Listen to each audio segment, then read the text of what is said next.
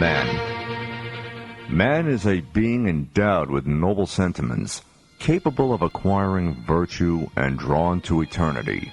Even in an apparently most wretched person, there is some intimation of eternity, some love of beauty and impulses to virtue. If man can develop these most basic elements of his being inherent in him, he can rise to the highest ranks of humanity and attain to eternity. A man is a true human being, not in the mortal material aspect of his existence, but in the attraction of his spirit to eternity and his efforts to find it.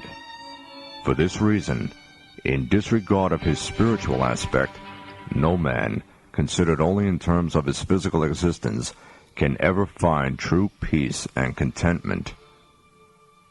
The happiest and most fortunate of human beings are those who are always intoxicated with ardent desire for the worlds beyond.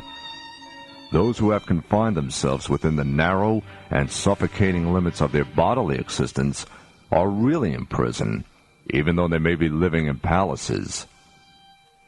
It is the first and foremost duty of a man that he should discover himself and then turn towards his Lord through the illuminated prism of his nature.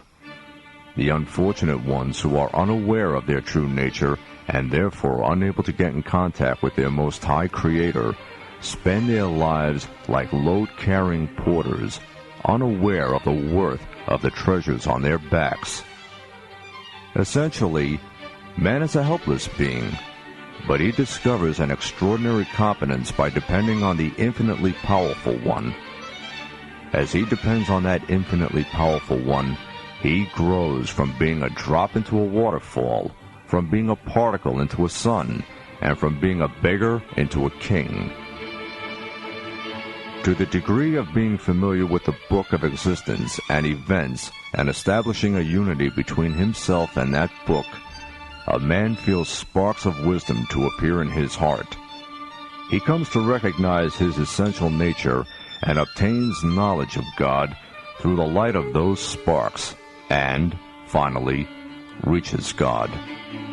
Nevertheless, in order to attain this goal, his mental journeying must not be a blind following in the footsteps of heresy and denial.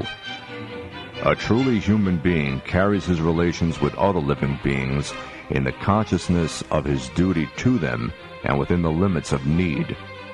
One who is abandoned to his bodily desires and pleasures infringes the limits and therefore cannot maintain the proper distance or balance between duties and desires.